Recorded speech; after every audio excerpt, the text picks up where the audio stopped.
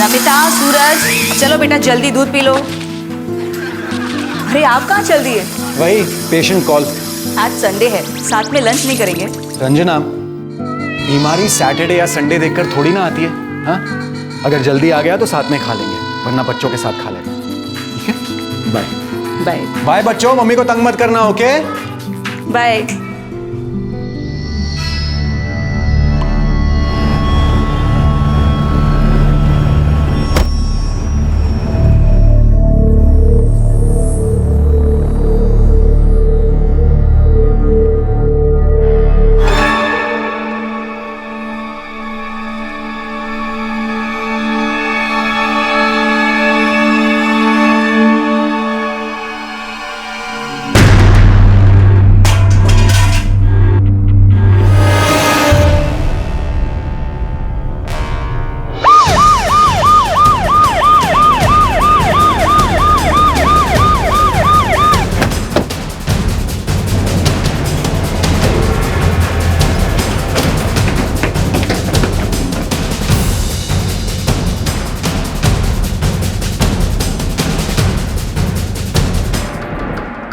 मर चुका है।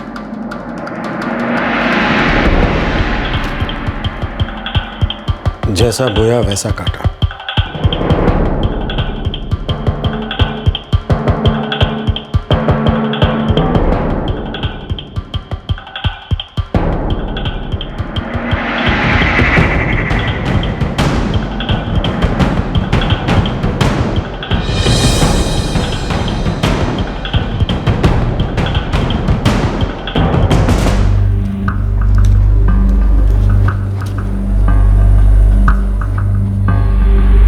सर,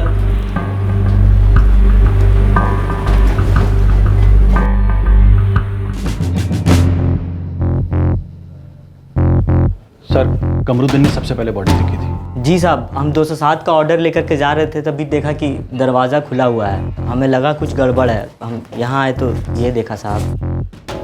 विकास है, ये लखनऊ का ही रहने वाला है। किस समय चेक इन किया था? सर, दिन के करीब 12 बजे। अकेले या कोई था साथ में? सर, एक्चुअली विकास सहाय ने रूम सिर्फ 4 घंटे के लिए बुक किया था। लड़की का चक्कर है क्या? सर, विकास सहाय हमारे रेगुलर कस्टमर थे। ये क्या हर बार अपने नाम पर रूम बुक करवाता था? जी सर। और हर बार किसी लड़की को साथ लाता था? जी सर। सेम लड़की? नहीं सर, अलग अलग लड़की। आज कौन थी इसके साथ? ये तो मालूम नहीं। अब हम अपने गेस्ट के पर्सनल मामलों में तो नहीं पड़ते सर।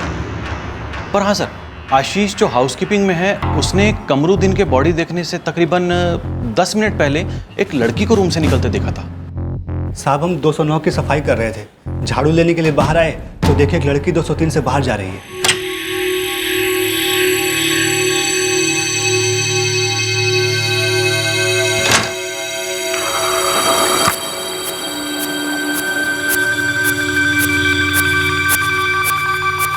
हम पीछे से देखे थे साहब, सिर्फ पीठ दिखाई दिया। सॉरी सर, हमारा छोटा मोटा होटल है, हमारे पास सीसीटीवी कहाँ? आपने, आपके किसी स्टाफ ने इस लड़की को पहले भी कभी देखा था? पता नहीं सर, बस आशीष ने पीछे से जाते हुए देखा है। सर, इसके पर्स से विजिटिंग कार्ड मिला है। इससे पता चलता है कि ये डॉक्टर है।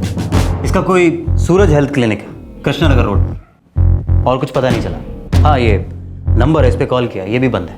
उस लड़की से रिलेटेड कुछ मिला? नहीं सर, पूरा रूम छान मारा।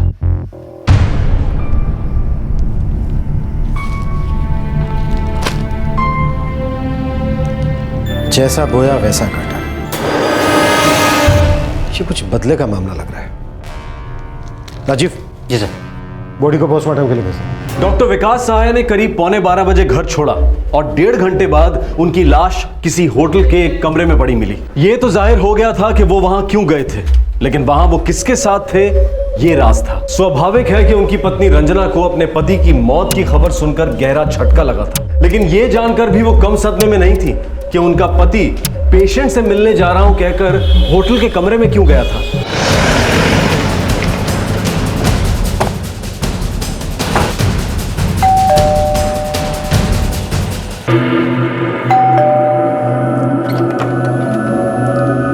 मिसेस सहाय। जी। मम्मा, क्या हुआ? मम्मा, क्या हुआ?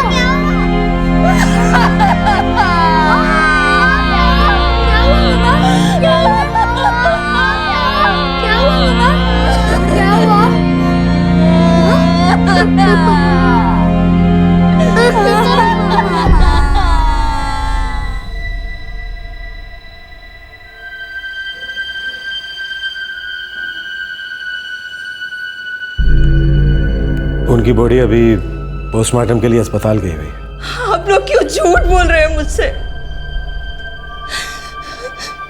मेरे पति एक पेशेंट को देखने के लिए गए थे। मैं नहीं मानती आप लोगों की बात।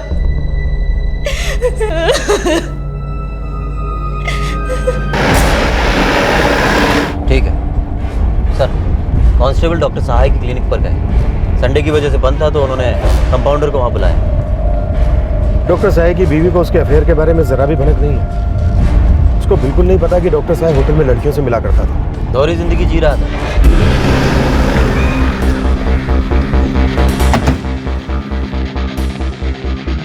सर इस बारे में मुझे ज़रा सा भी मालूम नहीं है। डॉक्टर साहब हमेशा होटल में जाते थे और हर बार किसी ना किसी लड़की को साथ लेकर जाते थे। नहीं सर, मुझे नहीं लगता ये सच है। डॉक्टर साहब बहुत ही शरीफ इंसान थे। समझ में नहीं आता ये हो कैसे गया। इस डॉक्टर ने अपनी दोहरी जिंदगी का राज अपने घर वालों, अपने करीबी लोगों से बहुत सावधानी से छुपा रखा था। उसके कॉल रिकॉर्ड्स कल तक हमारे हाथ में होंगे सर। ये कत्ल या तो कुछ हासिल करने के लिए किया गया है या फिर खुंदक निकालने के लिए। ये कोई करीबी है जिसके सामने इस डॉक्टर की दोहरी जिंदगी का राज खुल गया था। उस हाउसकीपिंग वाले लड़के ने कहा था कि उसने वहां से एक लड़की को निकलते हुए देखा है। इस लड़की को या तो डॉक्टर ने खुद बुलाया होगा या फिर ये बिन बुलाए मेहमान थे। और डॉक्टर सहाय ने जो शराब पी थी उसमें नींद की गोलियां मिली थी। और सेम ब्रांड की हमें वहाँ 2 बोतलें मिली।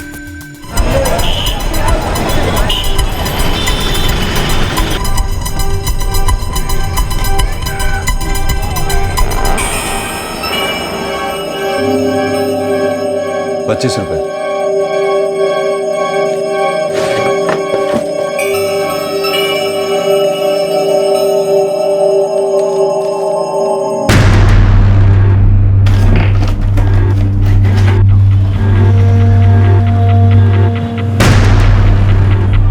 डॉक्टर विकास सहाय के कत्ल का कोई भी सुराग हाथ नहीं लग रहा था। उनका परिवार उनकी मौत और उनकी दोहरी जिंदगी के खुलासे को लेकर सदमे में था।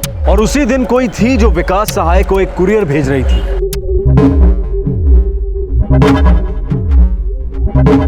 मुश्किल है, इसे तो अखबार के कतरनों से बनाया गया है। लेकिन होटल रूम में तो हमें ऐसा कोई अखबार नहीं मिला जिससे ये बनाया गया।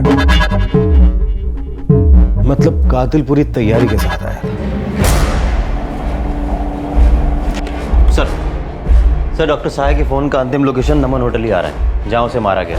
कल सुबह 11:30 से 11:45 के बीच वो घर से निकला और सीधा नमन होटल गया। फ़ोन पे कोई और लोकेशन नहीं आ रही है। मतलब मुलाकात पहले से तय थी। फोन रिकॉर्ड्स क्या कहते हैं? उसके फ़ोन पे जो लास्ट कॉल आया था वो जगदीश नाम के किसी आदमी का था। फोन करो। नहीं, उठा लो उसे।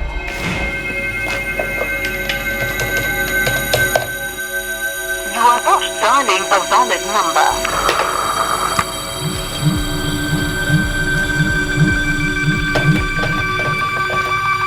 Please check the number you have dialed.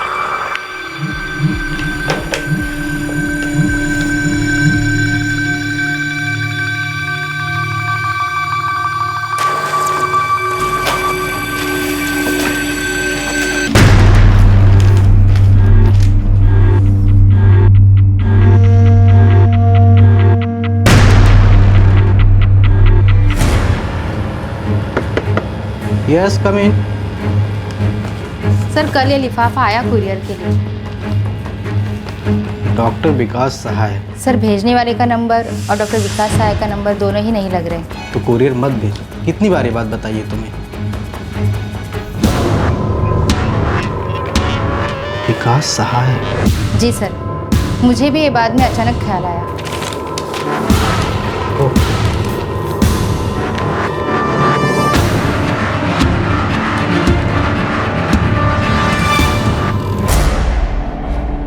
Sir मैं डॉक्टर सहाय का पेशेंट हूँ। मेरा फीवर कम होने का नाम ही नहीं ले रहा था। सोचा डॉक्टर साहब को फ़ोन करके पूछ लूँ दवाई बदलनी है या वही चलने दो। जगदीश थोड़ा टाइम लगेगा, तुम एक काम करो वही दवाई चलने दो। अगर ठीक ना लगे तो कल मेरे क्लिनिक आ जाना। बस सर इतनी ही बात हुई थी। इनफैक्ट मैं तो खुद शॉक्ड हूँ। डॉक्टर साहब बहुत अच्छे आदमी थे।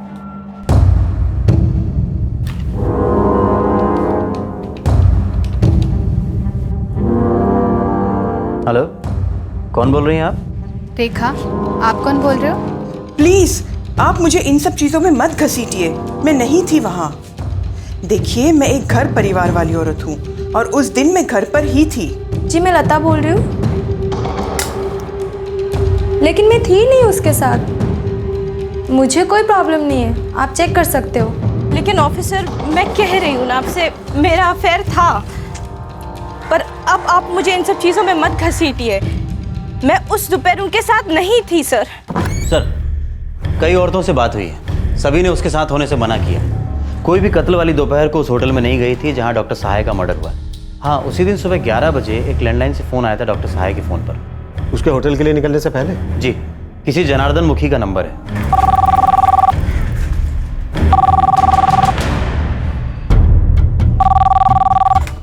हेलो, पीएसआई राजीव कुमार बोल रहा हूँ। जनार्दन मुखी से बात हो सकती है? हाँ जी, हम जनार्दन मुखी बोल रहे हैं, बोलिए। क्या आप डॉक्टर विकास सहाय को जानते हैं? हाँ, बहुत अच्छी तरह जानता हूँ। बहुत अच्छे डॉक्टर हैं वो। क्या आप जानते हैं डॉक्टर सहाय का मर्डर हो चुका है? नहीं साहब, इस बारे में हमें कोई जानकारी नहीं है। लेकिन ये आप हमसे क्यों पूछ रहे हैं? 28 जुलाई की सुबह 11 बजे उन्हें आपके लैंडलाइन से एक फ़ोन आया था और दोपहर 2 बजे उनकी लाश होटल के कमरे में मिली। आपने फ़ोन क्यों किया था? साहब, हमने कोई फ़ोन नहीं किया था उनको। लेकिन आपके नंबर से एक फ़ोन था और पहले भी कई बार आपके नंबर से बात हो चुकी है। साहब, इस बारे में हमें कुछ नहीं पता है। सर, ये जनार्दन मुखी 65 साल का रिटायर्ड आदमी है। उसे तो डॉक्टर सहाय के मर्डर के बारे में पता भी नहीं। कहीं इस मर्डर की कड़ी तो नहीं? जैसा बोया वैसा काटा। ये तो काफी पर्सनल है। पर्सनल खुंदक।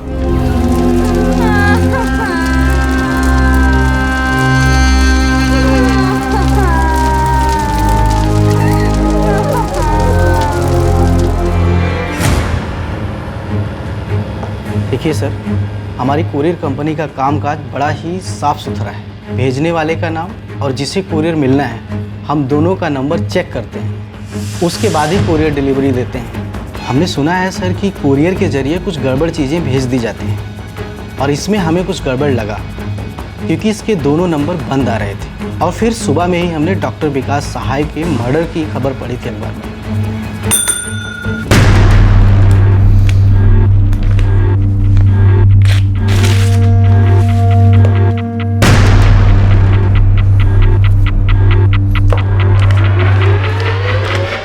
रंजना जी, आपका पति आपके हवाले। ये खत विकास सहाय की पत्नी रंजना के लिए था। ये कौन सा भद्दा और बेरहम खेल था? क्या था उस लिफाफे में?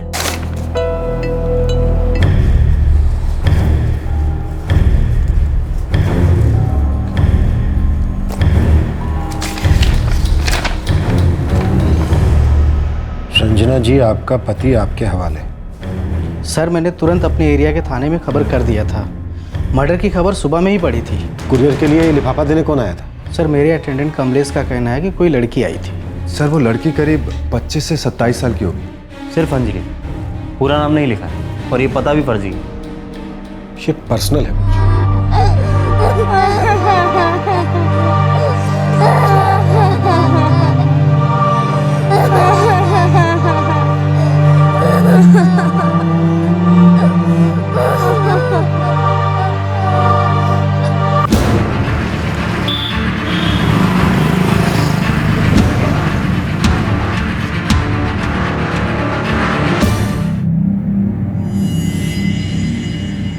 मुझे नहीं पता। मैं नहीं मानती कि उनका किसी औरत के साथ गलत रिश्ता हो सकता है। देखिए रंजना जी, यही सच है। ये कड़वा घूंट आज नहीं तो कल आपको अपने गले से उतारना ही होगा। ये सच हमारे सामने आ चुका है। आपके हस्बैंड का मर्डर हो चुका है। उनकी लाश हमें एक होटल के कमरे में मिली, जबकि वो ये कहकर गए थे कि वो किसी पेशेंट को देखना चाह रहे हैं। अभी तक तो हमें यही लग रहा है कि उनका कत्ल किसी औरत ने किया है, जिसे उनसे अपना कोई पुराना हिसाब चुकता करना था। मुझे सच में नहीं पता।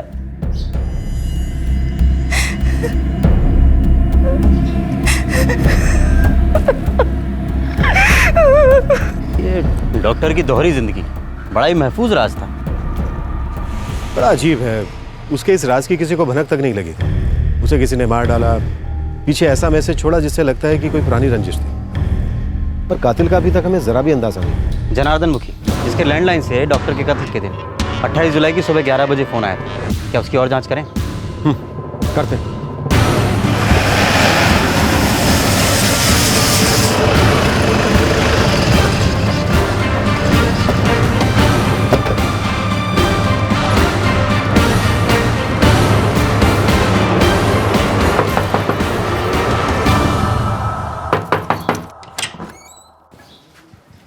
जी जी, इस बारे में साहब से हमारी बात हुई थी।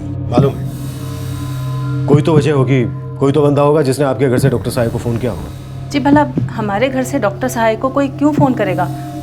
अगर कोई बीमार होगा जब भी तो उन्हें फ़ोन करेंगे ना। आपके घर में कौन कौन रहता है? जी, हम हैं, हमारी पत्नी कुमुद, बड़ी बेटी अर्चना और छोटी बेटी साक्षी। कहाँ है आपकी बेटियाँ? जी, बड़ी बेटी मोहल्ले में पीसीओ चलाती है और छोटी बेटी कॉलेज गई है, एमए कर रही है। उनके मोबाइल नंबर? जी,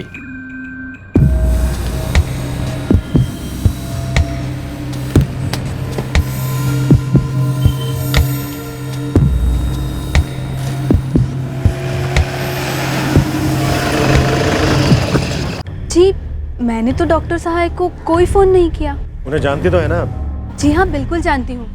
बल्कि वो तो हमारे घर भी आए थे कोई 6 साल पहले, जब मैं बीमार थी। बड़े अच्छे आदमी थे। जब उन्हें पता लगा कि हम गरीब हैं तो हमसे फीस भी नहीं ली उन्होंने।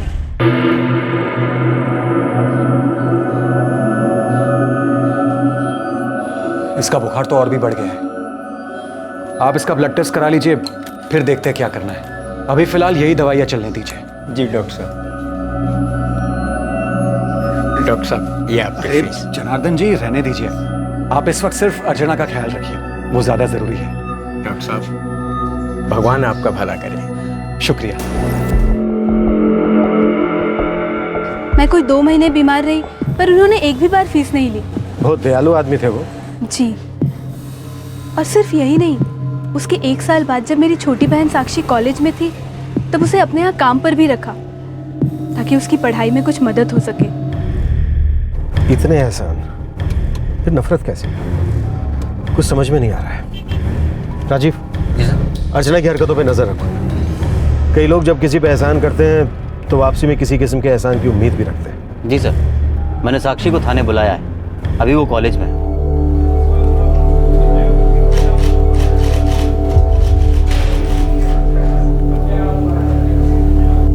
साक्षी, अभी तुम डॉक्टर साहब के साथ काम नहीं कर रही थी? जी नहीं सर, 2 साल हो गए काम छोड़े हुए।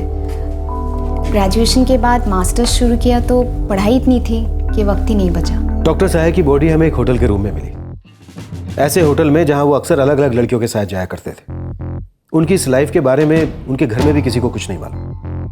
साक्षी, तुमने तो डॉक्टर साहब के साथ 3 साल काम किया है ना? इन 3 सालों में कभी तुम्हें डॉक्टर साहब की जिंदगी के बारे में कोई भनक लगी? बिल्कुल नहीं। डॉक्टर साहब ने तुम्हारी बहन अर्चना का मुफ्त में इलाज किया, तुम्हें काम पे रखा उस वक्त जब तुम्हें एजुकेशन के लिए सपोर्ट की जरूरत थी।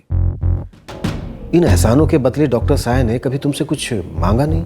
जी नहीं सर, बिल्कुल नहीं। सर, मैं इधर 6 साल से काम कर रहा हूँ। साक्षी पहले यहाँ काम करती थी तो मैं उसे अच्छे से जानता हूँ सर। और उसकी बहन अर्चना? जी, वो कई बार डॉक्टर साहब को दिखलाने आई है। सर, इतवार की सुबह 11 बजे हम सब घर पर थे। छोटी बेटी साक्षी की कॉलेज बंद थी और बड़ी बेटी अर्चना शाम में ही दुकान खोलती है। उसी दिन उसी वक्त डॉक्टर साहब को आपके घर से फ़ोन किया गया और आपके घर का हर मेंबर इस बात से इनकार कर रहा है। जनार्दन जी, दाल में कुछ काला है। साहब, कोई गड़बड़ ज़रूर है। हम गरीब लोग हैं साहब, हम अपने काम से काम रखते हैं और किसी तरह अपना पेट पालते हैं साहब। और फिर हम ऐसा करके खामखा परेशानी क्यों मोल लें साहब? ज़रूर कोई गलत फहमी है साहब। सर, ये कॉल पक्का जनार्दन मुखी के लैंडलाइन फ़ोन से सुबह 11 बजे किया गया था। अर्चना और साक्षी के फ़ोन रिकॉर्ड्स क्या कहते हैं? उनके रिकॉर्ड्स के हिसाब से उनके फ़ोन की लोकेशन होटल के आसपास नहीं आ रही है। लगता है ये बहुत ही अंदरूनी गहरी बात है जिसका नाता डॉक्टर साहब की किसी हरकत, किसी गलत काम से जुड़ा है। रंजना जी, आपका पति आपके हवाले। कोई अपने दिल की खुन्नस निकाल रहा है और ये वो जाहिर भी करना चाहता था। या तो ये काम उसने खुद किया है या फिर किसी से करवाया है।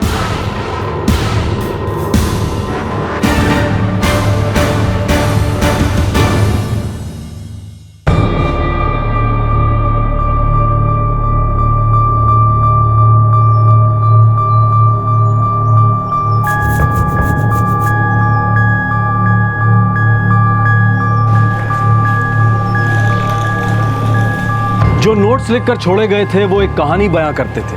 अब ये कहानी क्या थी, किसकी कहानी थी, यही इस कत्ल की वजह और कातिल को सामने ला सकता था। कौन था जो बदला लेना चाहता था? और लिखकर ये जाहिर भी करना चाहता था कि ये बदला ही है, प्रतिशोध ही है और कुछ नहीं।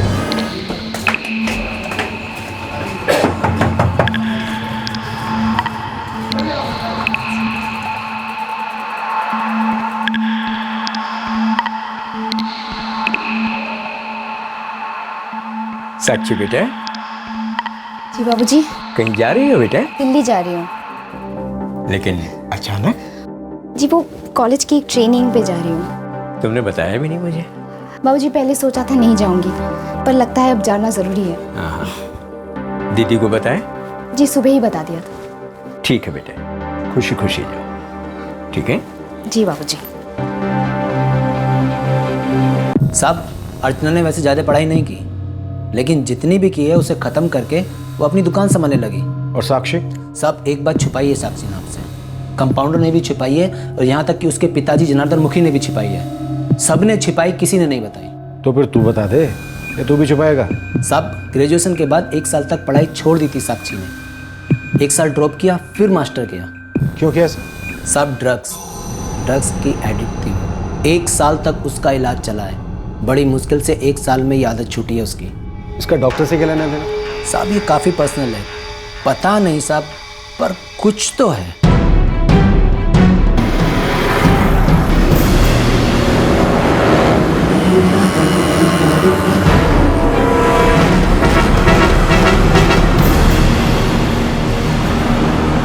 बगैर बताए चले जाने का सोच लिया?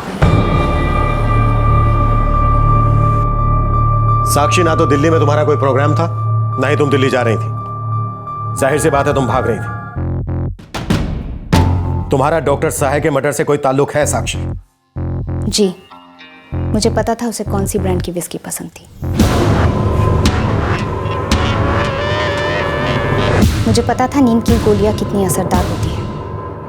गहरी नींद में पहुंचाने के लिए कितनी गोलियां काफी होती हैं।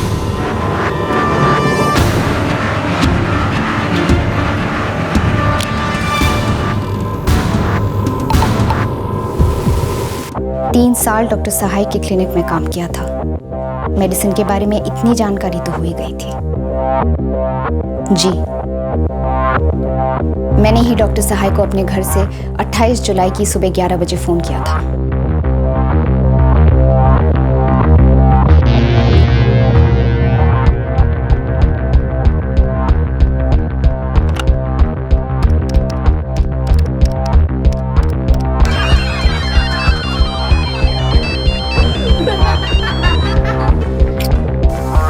साक्षी, मैं आधे घंटे में निकलता हूँ। तुम होटल पहुंचो, मैं डायरेक्टली वहीं आ जाऊंगा।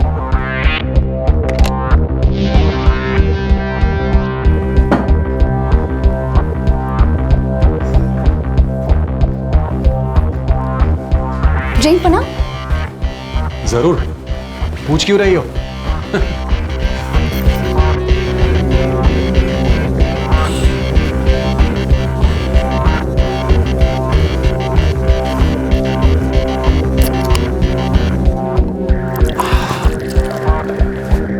एक बात पूछो तुमसे? पूछो। ऐसा क्या हो गया जो तुम फिर से मेरे पास चली आई? आना ही था, आना ही पड़ा। Thank you sweetheart.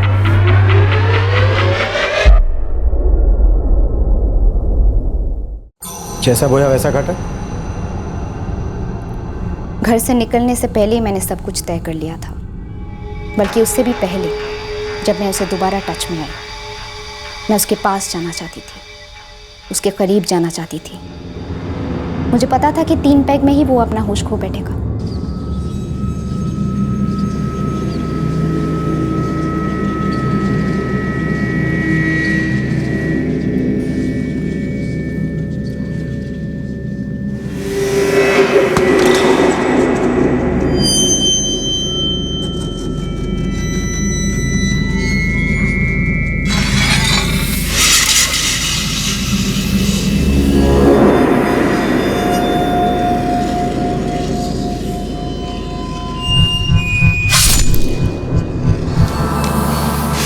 फिर तुम कुरियर करने गई? जी। 25 रुपये।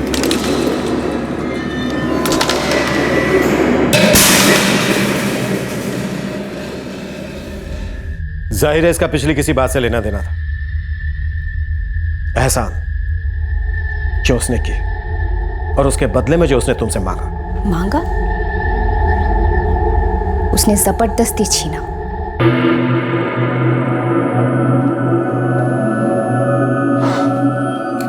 अब फिक्र करने की कोई बात नहीं है, ये बहुत जल्द ठीक हो जाएगी। ये बड़ी मेहरबानी डॉक्टर साहब आपकी। ऐसी कोई बात नहीं है, ये तो काम है हमारा। जनार्दन जी, अगर साक्षी के सपने पूरे करने में मैं कोई मदद कर पाया तो मुझे बड़ी खुशी होगी। बड़ी मेहरबानी डॉक्टर साहब आपकी। बता दीजिएगा। हमारी हालत बहुत खराब थी सर, और डॉक्टर सहाय हमारी लगातार मदद करता रहा। बाबूजी ने तो भोलेपन में उनसे हेल्प भी मांग ली मेरे लिए। मैं पढ़ना चाहती थी। डॉक्टर सहाय ने तुरंत अपने क्लिनिक में मुझे नौकरी दे दी। उस समय मुझे उसके इरादों का ज़रा सा भी अंदाज़ा नहीं हुआ। हो सकता है कि मेरे वहाँ काम शुरू करने के बाद उसकी नीयत बदल गई हो, पता नहीं।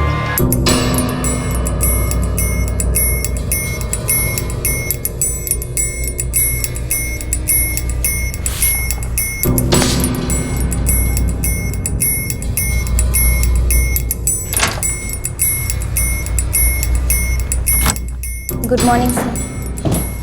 Good morning Sakshi. क्या बात है साक्षी, आज तुम बड़ी थकी थकी और कमजोर लग रही हो। सर कुछ दिनों से कमजोरी सी लग रही है।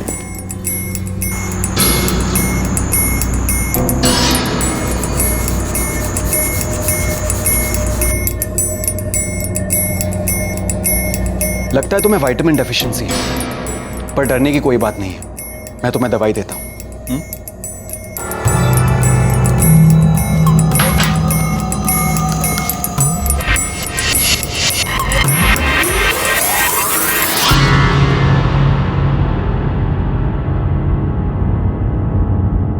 साक्षी, तुमने डॉक्टर को क्यों मारा?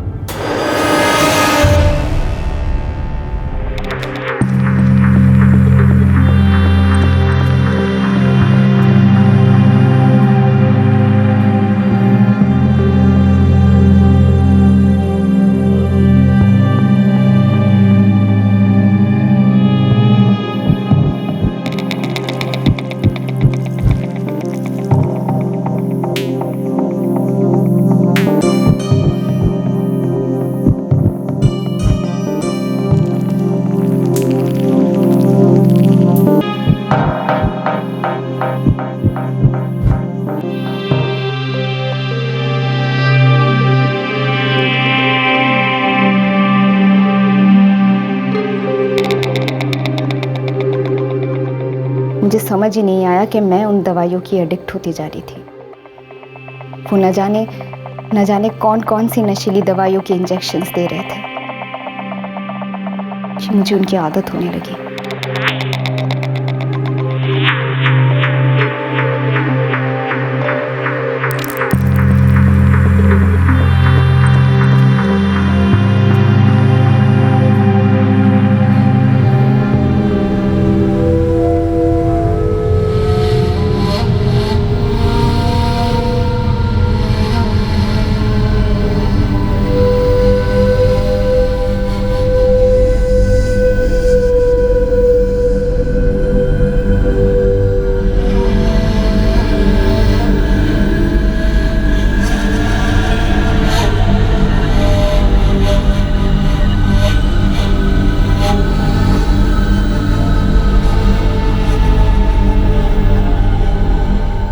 जब तक मुझे एहसास हुआ कि वो मुझे सेक्सुअली एक्सप्लॉइट कर रहा है, तब तक बहुत देर हो चुकी थी।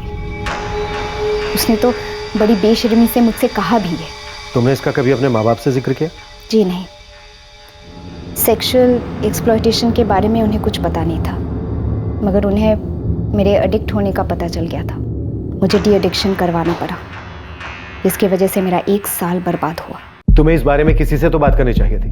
अपनी बहन से बात कर सकती थी, कंप्लेन कर सकती थी। मुझे नहीं लगता उससे कोई फायदा होता। वो बहुत ही इज्जतदार आदमी था, एक डबल लाइफ जी रहा था जिसके बारे में किसी को कुछ नहीं मालूम। मैंने इंतज़ार किया जब वो मेरे फंदे में आए। एक ऐसी सिचुएशन हो जब वो कमज़ोर हो और मैं उस पर वार कर सकूं। मुझे मौका मिला और मैंने ठीक वही किया जो उसने मेरे साथ किया। उसने मुझे एडिक्ट बनाया था और मैंने उसके एडिक्शन का फ़ायदा उठाया। वो पूंछ हिलाता हुआ आया और कर दिया मैंने वार वहीं पर।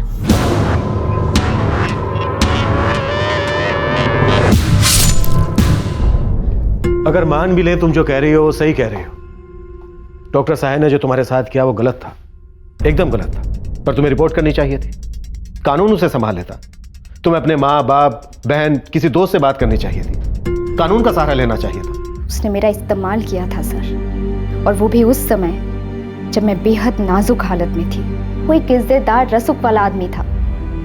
कोई मेरा यकीन क्यों करता सर? उल्टे सब लोग मुझ पर उंगली उठाते कि मैं एक ड्रग एडिक्ट लड़की एक अच्छे भले डॉक्टर पर कीचड़ उछाल रही है, उसका फायदा उठाना चाह रही है। चलिए आप ईमान से बताइए सर, अगर हिम्मत हो तो अगर उस समय मैं आपके पास आती तो आपका क्या रिएक्शन होता? डॉक्टर साहब बोलता कि वो मासूम है, उसे छोड़ दिया जाता, थोड़ा बहुत हल्ला गुल्ला मचता, कुछ लोग मुझे भी सपोर्ट करते। लेकिन इन सब के बावजूद क्या डॉक्टर साहब को अपने किए की सजा मिल पाती? आपने मुझे पकड़ लिया है सर। मैं कबूल करती हूँ कि मैंने गुनाह किया है, मैंने उसे सजा दी है।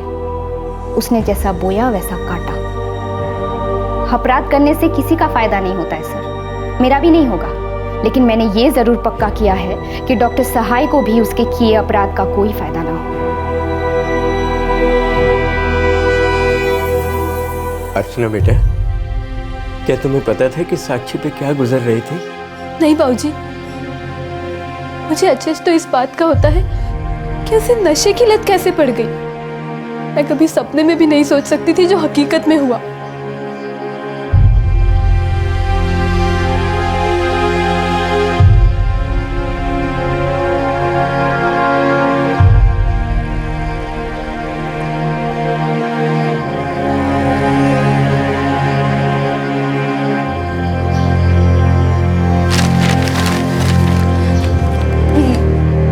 ये सच नहीं है बेटा। लोग तो कुछ भी बुरा बोलते हैं, लेकिन ये सब झूठ है, झूठ है सब।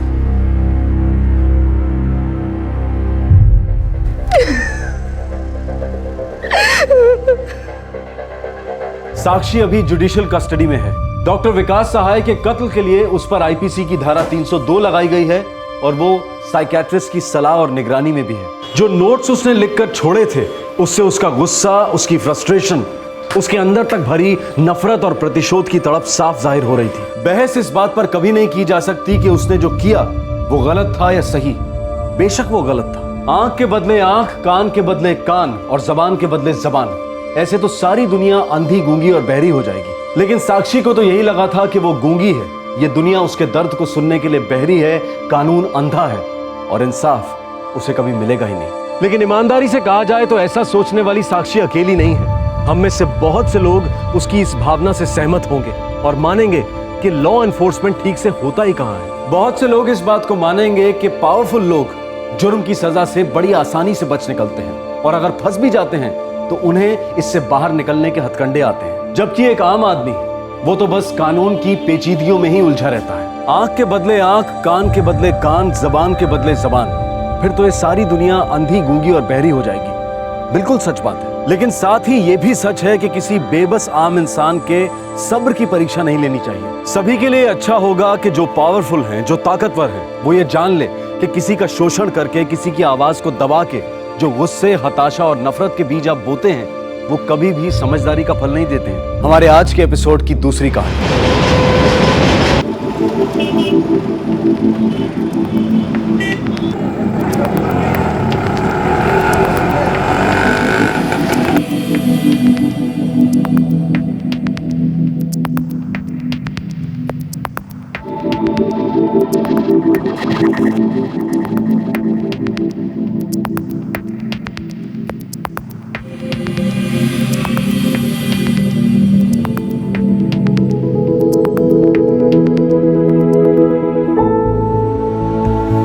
Doctor Rupesh Mehra, general physician. Doctor Avantika Mehra, gynaecologist. Hi, Kajal Mehra. मैं मम्मा और डैड की तरह डॉक्टर बनना चाहती हूँ और लोगों की हेल्प भी करना चाहती हूँ। काजल, पूरा जूस खत्म करो।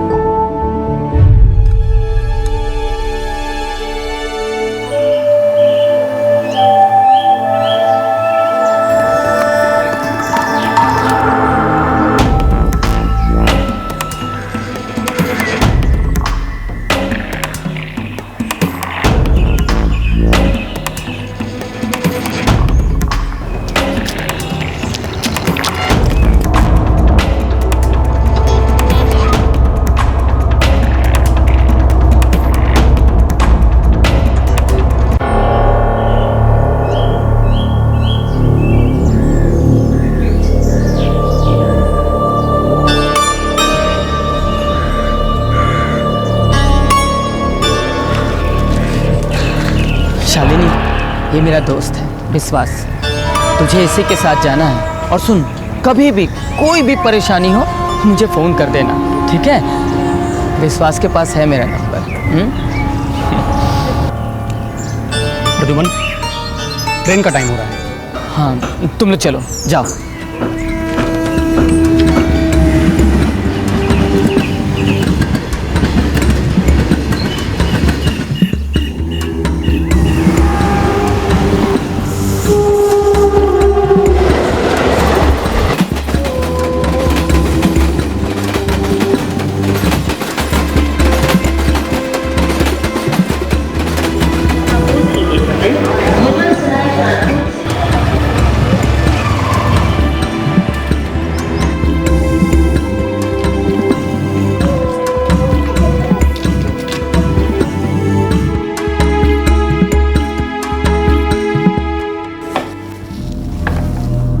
अरे विश्वास, जल्दी आ गए तो। हाँ, ये शालिनी है। शालिनी, ये लोकेश है। लोकेश ही तुम्हारा ख्याल रखेगा और कोई भी तकलीफ हुई तो मुझे फ़ोन करना। इसके पास मेरा नंबर है, ठीक है?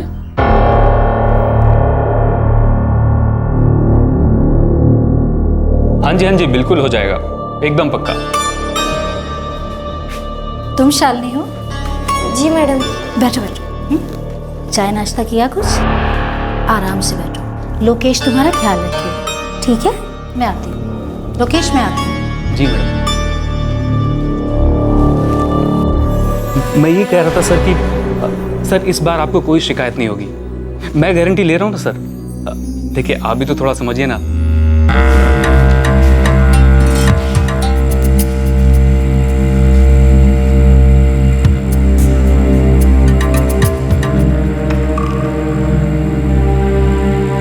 जी आई है ना? हाँ।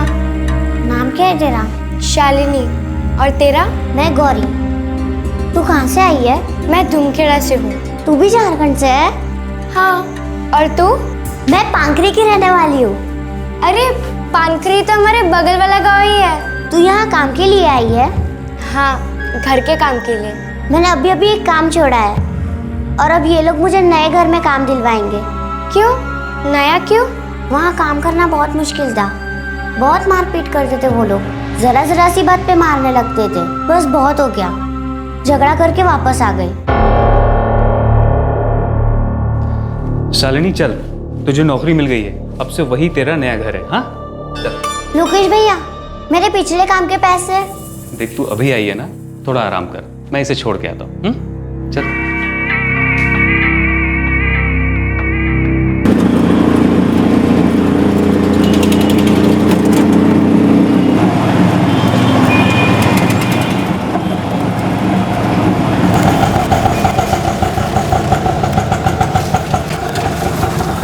आ जाओ बेटा, आ जाओ, चलो आओ, आ जाओ, आ जाओ बेटा, आ जाओ।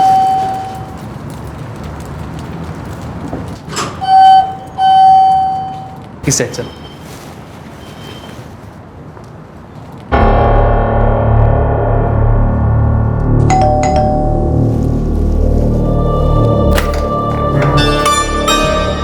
नमस्ते बेटा, मम्मी घर पे है? शालिनी।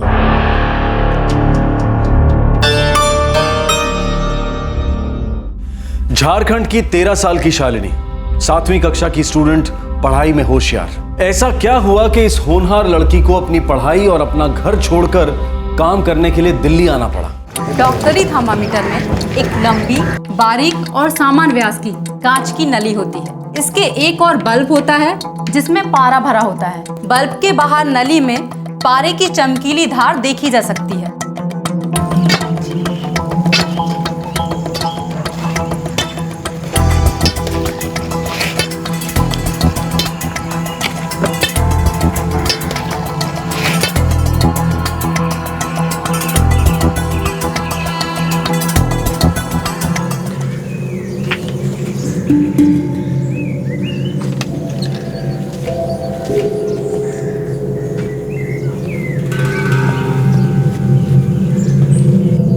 साहू जी, ये तो सिर्फ 3000 है। अब से इतना ही मिलेगा। परेशानी चल रही है, समझा कर।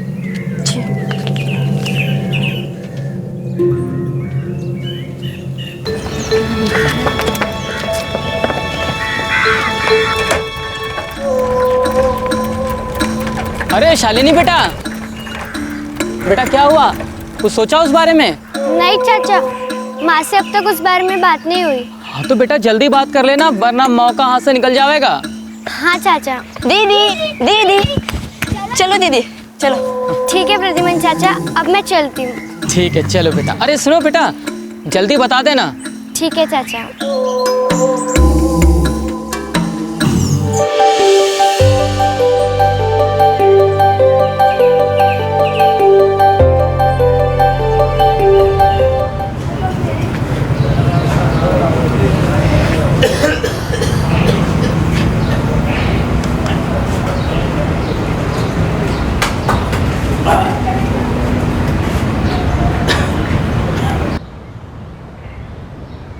रोहिणी, तुम्हारे पति का कुछ खास नहीं हो सकता।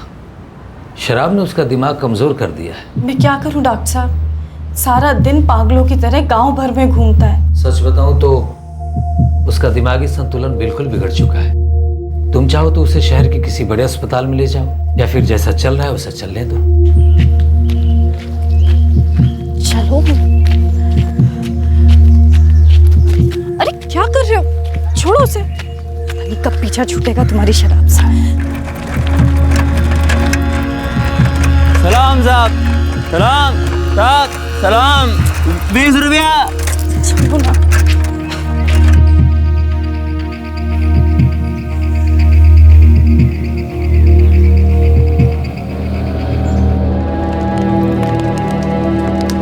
डॉक्टर साहब कहते हैं तेरे बापू ऐसे ही रहेंगे। उसके इलाज के लिए किसी बड़े अस्पताल ले जाना हो। कहाँ से लाऊं इतना पैसा? और तो और साहूकार ने भी इस बार पैसे काट लिए। क्यों? कहता है कि कोई परेशानी है। वो अपने जेब से थोड़ी दे रहा है, उसका खुद का पैसा थोड़ी है। पता नहीं शायद, और कौन लगे उसके मुंह।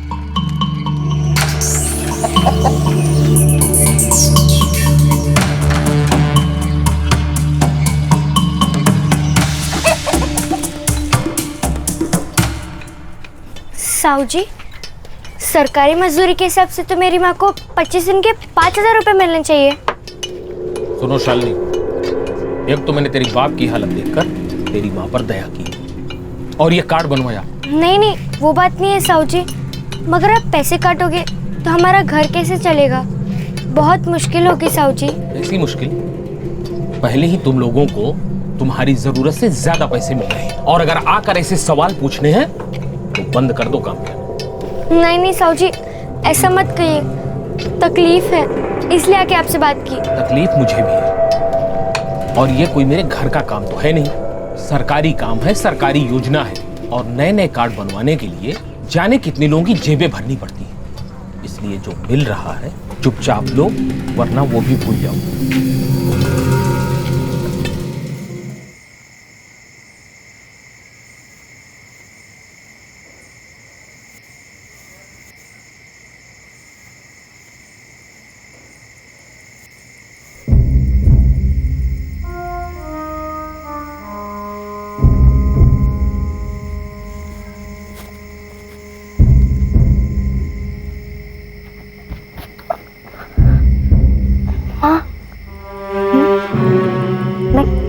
अकेले दिल्ली चली जाऊं? क्या? कहाँ? दिल्ली। वो कहाँ है?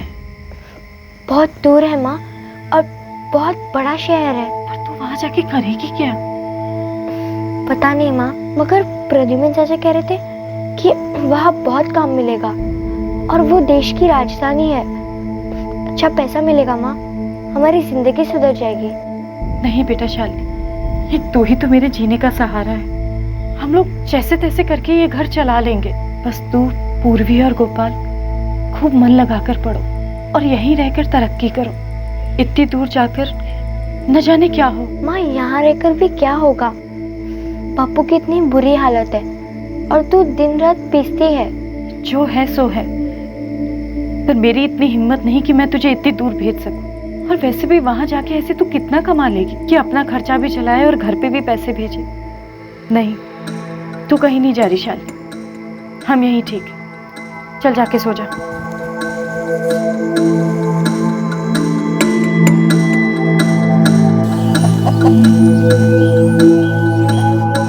शालिनी, रुक जा बेटा, रुक।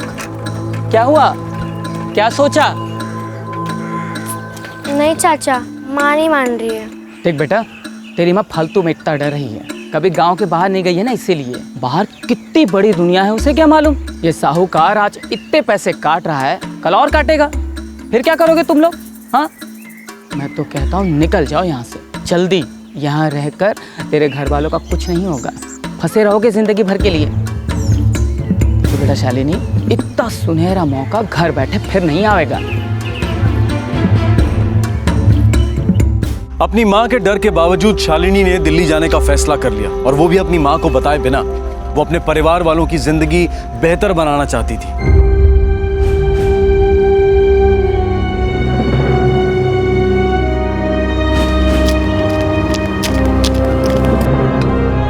हमने स्कूल के सारे कमरे देख लिए, वो कहीं भी नहीं है। बहुत देर तक हमने उसकी राह भी देखी माँ। और शंभू काका बोले कि उन्होंने दीदी को गांव के बाहर जाते देखा। मैंने तेरी बेटी को गांव से बाहर जाते देखा। कोई था उसके साथ? नहीं, वो अकेली ही थी।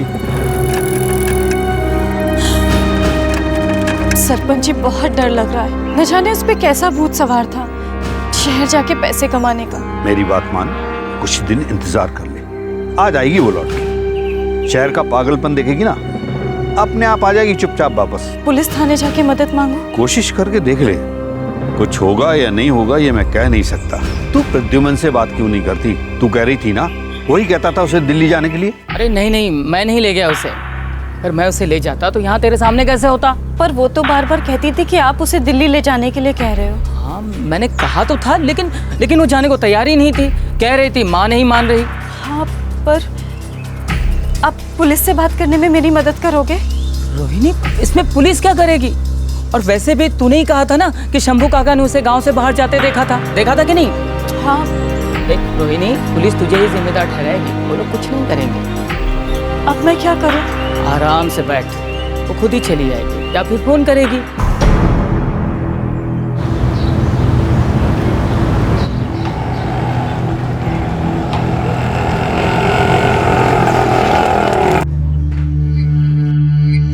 शालिनी,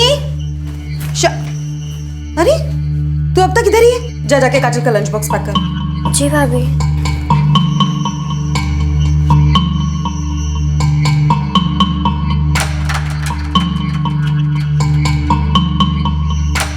काजल बेटा, स्कूल का सारा होमवर्क हो गया? पूरा कंप्लीट किया? शालिनी, इधर आओ। जी भाभी। हमारे जाने के बाद पूरा घर साफ करके रखना। जी भाभी। दोपहर में रानी आएगी, वो सिर्फ शाम का खाना बनाती है। उसका काम हो जाने के बाद सारे बर्तन साफ करना। जी भाभी। उसके पास चाबी रहती है तो तुम्हें चिंता करने की जरूरत नहीं। जी भाभी। अवंतिका, जल्दी करो, लेट हो रहा है। हाँ काजल, चल बेबी कम। बेडरूम अच्छे से लॉक कर दिया ना? हाँ बाबा, कर दिया है। और बेडरूम लॉक करने से पहले पूरे बेडरूम की सफाई भी करवा दी है। हो गया? चल बेबी।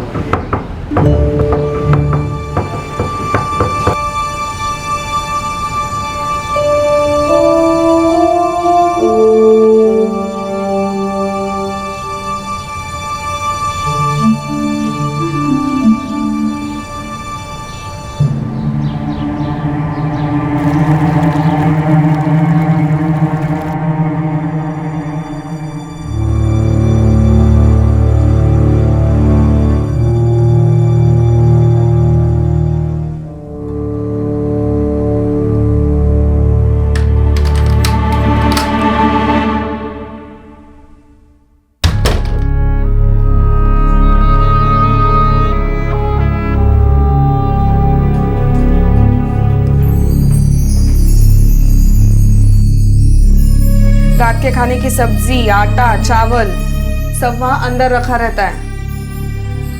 ओए, पर हाथ लगाने की सोचियो भी मत, नहीं तो बुरा हाल कर देंगे तेरा।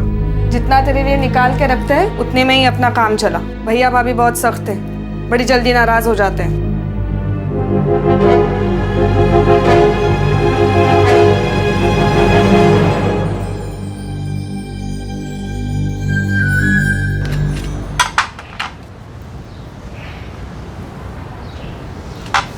शालिनी, तू इतनी देर से उठेगी ना तो कोई भी काम तेरा टाइम पे खत्म नहीं होने वाला।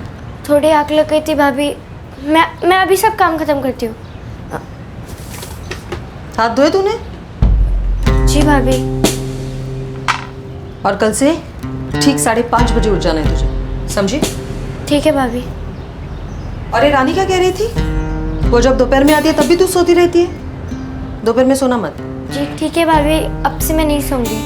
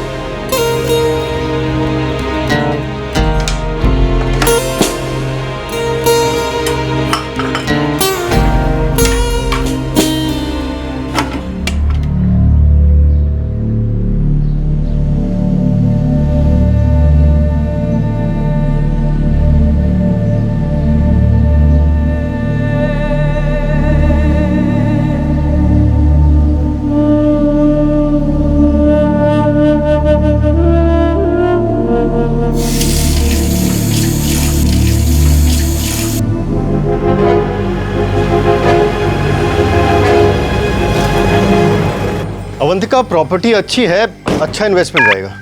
हाँ, प्रॉपर्टी तो अच्छी है रुपेश, मगर फिर भी मुझे लगता है कि म्यूचुअल फंड्स में इन्वेस्टमेंट करनी चाहिए। स्टॉक मार्केट का कुछ कह नहीं सकते, बहुत फ्लक्चुएट करता है और फ्यूचर में भी मुझे हालात कुछ अच्छे नहीं दिख रहे। तो प्रॉपर्टी मार्केट भी तो आजकल लो ही तो है। हाँ, लेकिन एटलीस्ट प्रॉपर्टी में इन्वेस्ट करेंगे ना अवंतिका, तो नुकसान तो नहीं होगा। पापा आप प्लीज मुझे कल्चर्स ऑफ इंडिया के पिक्चर्स डाउनलोड कर दो। कल प्रोजेक्ट सबमिट करना है। कल? हमेशा ये सारी बातें तुझे लास्ट मोमेंट पे क्यों याद आती है? नहीं मम्मा, मैंने फिनिश कर दिया था, लेकिन पापा ने सारे wrong pictures the festival of India की। बेटा देखो, फेस्टिवल और कल्चर में ना कोई फर्क नहीं है। देखा जाए तो कल्चर से ही फेस्टिवल आया है। It's one of the same thing. Shalini. जी भाभी, आए।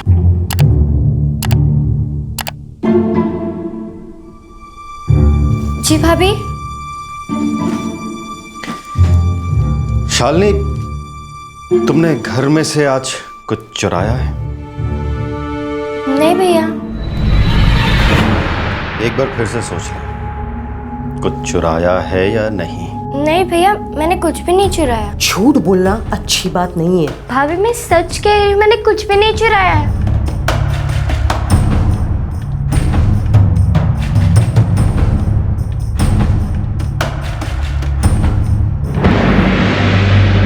भैया भाभी, वो तो काजल दीदी ने छोड़ा था, मुझे भूख लगी थी इसलिए मैंने वो खाया। लेकिन जब मैंने तेरे से पूछा था तो तूने क्या कहा?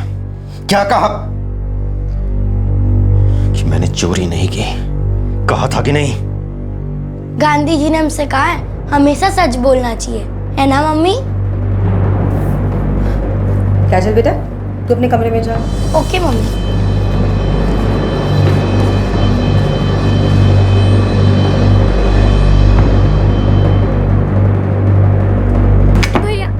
भैया मैं फिर कभी ऐसा नहीं करूंगी भैया। भाभी, भैया मैं फिर कभी ऐसे कभी नहीं। भाभी, मैं सच कह रही भैया। भाभी, भाभी नहीं भाभी। इन लोगों का ना माइंड सेट ही ऐसा है, अब बदल नहीं सकते। चोरी करना, झूठ बोलना उनके खून में बसा है। लेकिन रुपेश, कुछ तो करना चाहिए ना इन लोगों को चेंज करने के लिए। आई थिंक इन लोगों के एजुकेशन सिस्टम में बदलाव करना चाहिए ताकि कुछ तो वैल्यूज सीखे लाइफ में। You're right.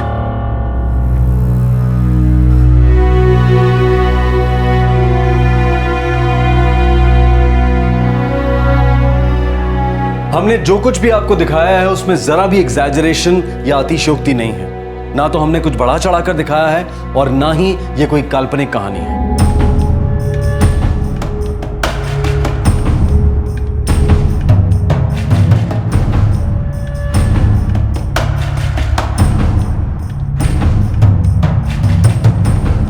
हम में से बहुत से लोगों को बहुत गुस्सा आएगा, लगेगा कि एक इंसान किसी दूसरे इंसान के साथ इतना क्रूर और अमानवीय बर्ताव कर सकता है।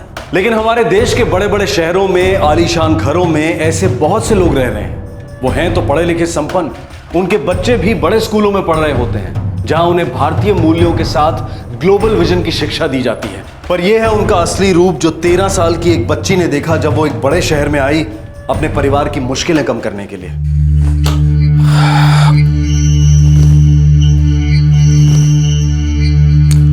अवंतिका, ये सब क्या है? क्या हुआ रुपेश? What is this? मैं ऐसी शर्ट पहन के कॉन्फ्रेंस में जाऊंगा क्या?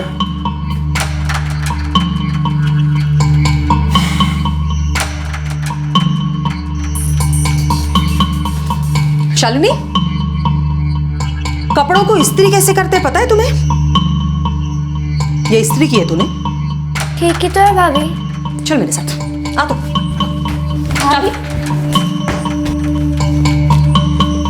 शालिनी, आज मैं तुझे सिखाती हूँ कि इस्त्री कैसे करते हैं। नहीं भाभी, मैं कर लूंगी। नहीं, आज तुझे सिखाती हूँ। भाभी नहीं, नहीं भाभी, मैं कर लूंगी। भाभी, भाभी नहीं, भाभी, भाभी नहीं, भाभी,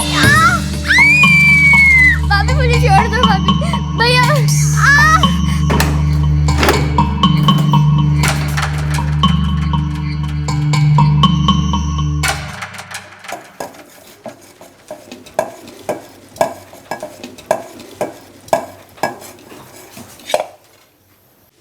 भाभी, भाभी घर से आए 6 महीने हो गए। 1 हफ्ते की छुट्टी मिलेगी? नहीं, बाद में। घर वाले से मिले बहुत दिन हो गए, बस 1 हफ्ते। 1 हफ्ते में मैं आ जाऊंगी। एक बार कह दिया ना, नहीं, बाद में। और 1 हफ्ते के बाद हम आउट ऑफ इंडिया जा रहे हैं। लौट के आएंगे तब चली जाना।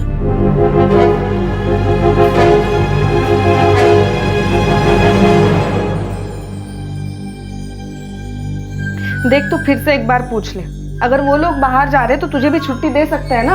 2 बार पूछ लिया दीदी। अरे तो फिर से एक बार पूछ के देखना। पर पैसे का क्या करूं दीदी? काम शुरू करते वक्त क्या बात हुई थी तेरे पैसे की? मेरी कोई बात नहीं हुई थी, वो तो लोकेश भैया ने की थी सारी बात। क्या वो तुझे पैसे नहीं देता? नहीं, जब से मैं यहाँ पे आई हूँ मैं तो उनसे मिली भी नहीं हूँ। तो एक काम कर, तू भाभी से फिर से बात कर ले। सीधे बोल, मुझे छुट्टी चाहिए और पैसा भी। देख, थोड़ा नाटक तो तुझे करना पड़ेगा। अरे नाटक नहीं करेगी तो वो लोग खून चूस लेंगे तेरा। इसीलिए मैं इन घरों में पूरे पूरे दिन का काम नहीं उठाती हूँ।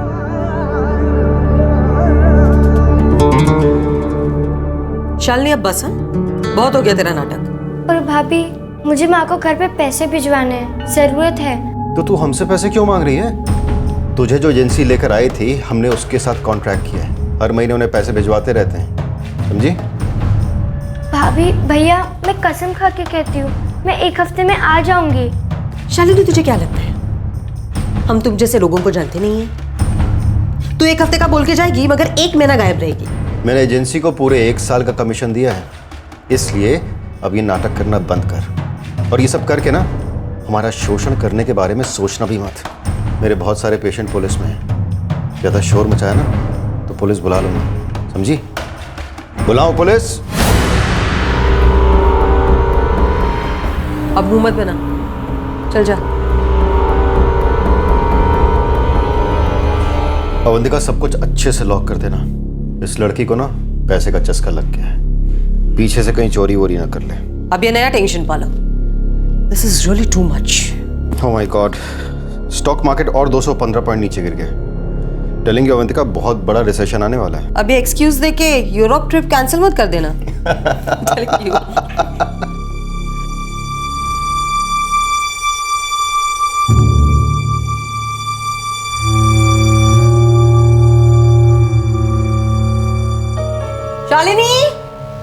शालिनी, ये क्या? ये अब तक खत्म नहीं हुआ तेरा? अब तक काजल का पैकिंग बाकी है। चल जा जल्दी, उसका बैग पैक कर। और अगर तेरी वजह से आज हमारी फ्लाइट मिस हो गई ना तो देख क्या करती हूँ तेरा। जी भाभी।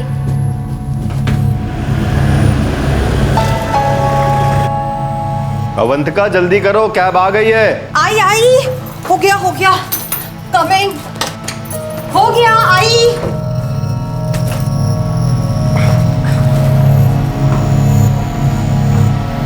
शालिनी, कोई भी होशियारी नहीं, प्लेटफॉर्म पे आटा रख दिया है, कुछ भी चुराना मत, वरना सीसीटीवी में पकड़ी जाओगी, फिर तेरी खैर नहीं। जी भाभी।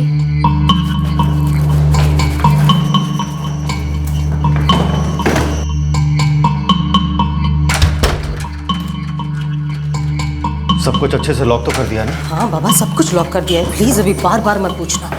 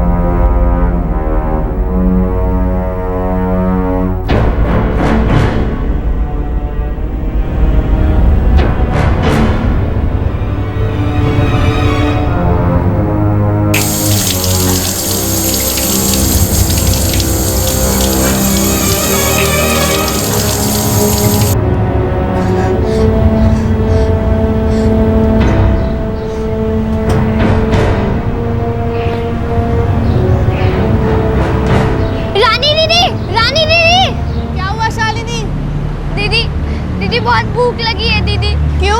तूने खाना नहीं खाया? भैया भाभी कुछ खाने को छोड़ नहीं गए दीदी। मैं 3 दिन से तुम्हारा इंतजार कर रही हूँ दीदी। अरे अब मैं छुट्टी पे हूँ ना, वो लोग बाहर गए तो मैं क्यों काम पे आऊंगी? दीदी मुझे घर जाना है दीदी, बहुत दिन से ठीक से कुछ खाया भी नहीं है दीदी, और वो लोग ने सब कमरे में बंद कर लिए दीदी। दीदी मेरी मदद कर। क्यों? उन लोगों ने तुझे घर नहीं जाने दिया? नहीं दीदी, घर भी नहीं जाने दिया और कुछ खाने को भी नहीं छोड़ गए, और कहते हैं कि अगर मैं घर से कुछ भी लूंगी तो कैमरे में देख लेंगे।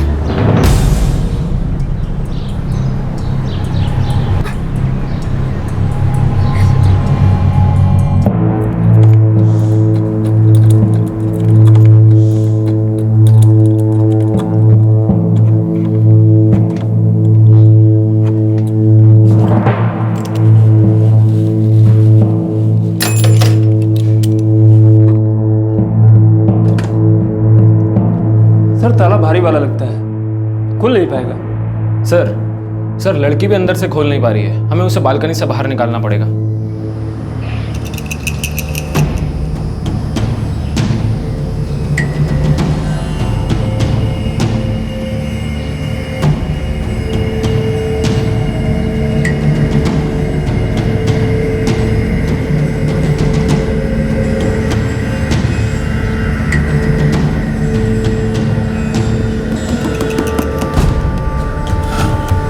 बेटा डरो नहीं, हम लोग तुम्हें यहाँ से निकालने आए हैं। रुको।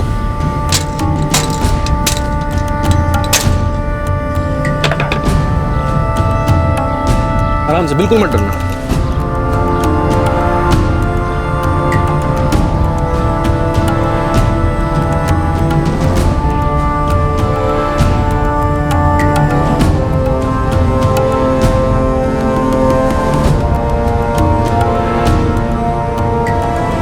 आराम से, बस आ गया। आराम से बेटा, वेरी गुड, आ जाओ। चुप।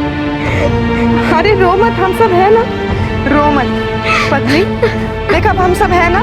हाँ हाँ। मुझे पता नहीं था साहब कि वो लड़की को घर के अंदर बंद करके गए हैं। मैंने तो सोचा भी नहीं था साहब कि डॉक्टर साहब और उनकी मिसेज लड़की को ऐसे बंद करके जाएंगे। वो लोग किसी से ज्यादा बात नहीं करते थे।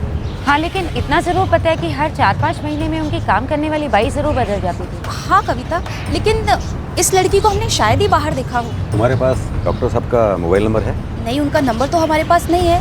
अब आपको सोसाइटी के ऑफिस से जरूर मिल सकता है। हाँ जरूर। इनफैक्ट मैंने तो सुना है कि वो छुट्टी मनाने कुछ दिनों से बाहर गए हुए हैं।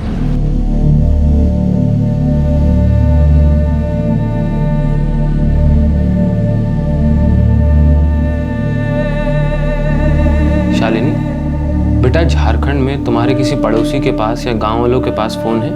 नहीं साहब। ठीक है, तुम अपने स्कूल का नाम बताओ, तुम्हारे मम्मी पापा का पता हम लगा लेंगे। सर डॉक्टर रुपेश मेरे भाई हैं, यूरोप गए हुए हैं, इसीलिए उनका मोबाइल मेरे पास है। परसों तक तो लौट आएंगे। इंडिया लौटते ही सबसे पहले उन्हें इस पुलिस स्टेशन आकर रिपोर्ट करना है, समझे आप? जी सर, मैं बता दूंगा उन्हें।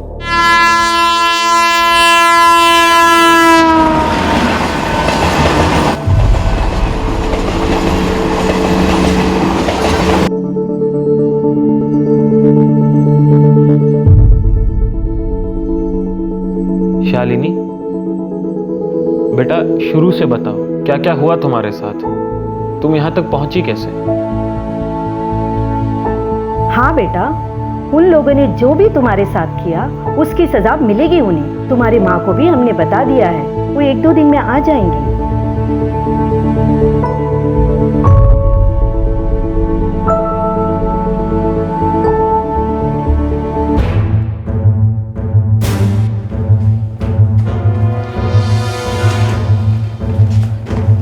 आप हमारे साथ ऐसा नहीं कर सकते। We are respected citizens. ये कोई तरीका नहीं है। डॉक्टर रुपेश, आप और आपकी बीवी 4 दिन पहले वापस लौटे हो, लेकिन पुलिस स्टेशन आकर रिपोर्ट करने के बजाय आप लोग चोर चौकी की तरफ फरार हो गए। इसलिए अब ये राग गाना बंद कर दो, समझे? सर वो लड़की झूठ बोल रही है सर। आपको लगता है कि हम जैसे लोग ऐसा कुछ कर सकते हैं? वो लड़की हमसे पैसे निकालना चाहती है, इसलिए हमें ब्लैकमेल करना चाहती है, इसलिए ऐसे सारे इल्जाम लगा रही है हम पर, है ना? और यूरोप जाने से पहले हमने घर पर उसके लिए भरपूर खाना छोड़ा था, पैसे भी दिए थे। अब उसे और पैसे चाहिए, इसलिए ये सब नाटक कर रही है, ब्लैकमेल कर रही है हमें।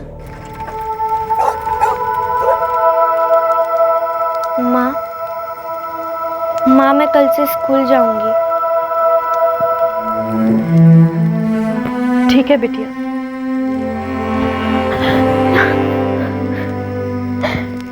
पर आगे से कभी ऐसा मत कर। पता है जब से तू गई है तब से मैं दिन रात यही सोचती थी कि ना जाने तू किस हाल में होगी। कहीं मत जाना शालिनी, अपनी माँ को छोड़कर कहीं मत जा।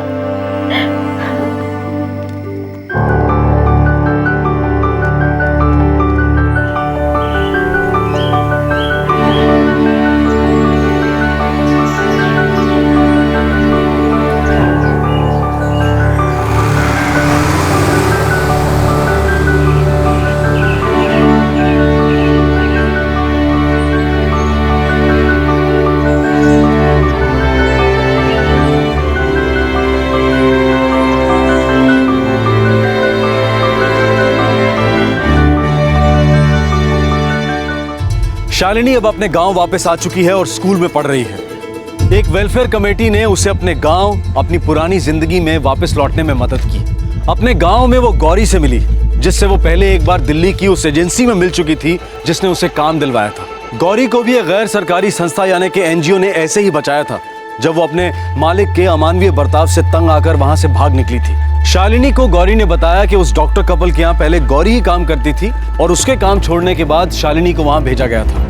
डॉक्टर रुपेश और उनकी पत्नी डॉक्टर अवंतिका को हिरासत के 2 महीने बाद जमानत दे दी गई। प्लेसमेंट एजेंसी पर ताला लगा पाया गया और उसके मालिक अंबिका और लोकेश चौहान दोनों फरार हैं। प्रद्युमन, जो ह्यूमन ट्रैफिकिंग के तहत शालिनी को दिल्ली भेजने के लिए जिम्मेदार था, वो भी गांव की पुलिस से बचकर फरार हो चुका है। डॉक्टर रुपेश और डॉक्टर अवंतिका को शालिनी की पिछली कमाई और जो यातनाएं और शोषण उसने सहा, उसके मुआवजे की रकम के रूप में एक राशि फिक्स डिपॉजिट में जमा कराने के लिए कहा है। डॉक्टर दंपति ने इस फैसले को चुनौती दी है और केस अभी चल रहा है। प्रशासन द्वारा ह्यूमन ट्रैफिकिंग के पीड़ितों को दिए जाने वाले हर्जाने का शालिनी अब तक इंतजार कर रही है।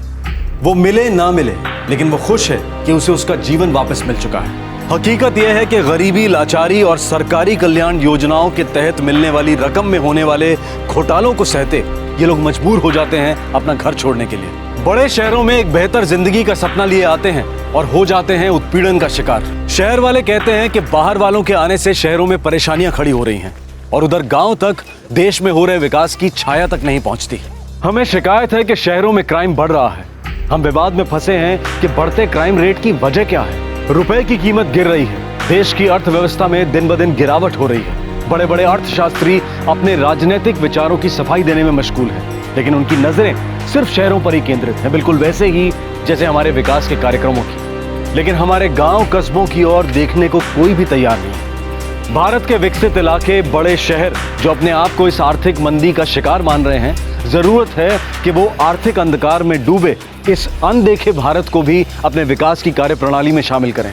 वो भारत तो न जाने कब से आर्थिक अंधकार में डूबा है और ऐसे अमानवीय जुर्मों का जाने कब से शिकार होता आया है। क्या उस भारत के लिए कोई जगह है इंडिया इनकॉर्पोरेटेड में? आपसे फिर मुलाकात होगी क्राइम पेट्रोल दस्तक में एक और नए केस के साथ। इस तरह के और भी एपिसोड देखने के लिए हमारे चैनल को सब्सक्राइब करें और बेल आइकन दबाना ना भूलें।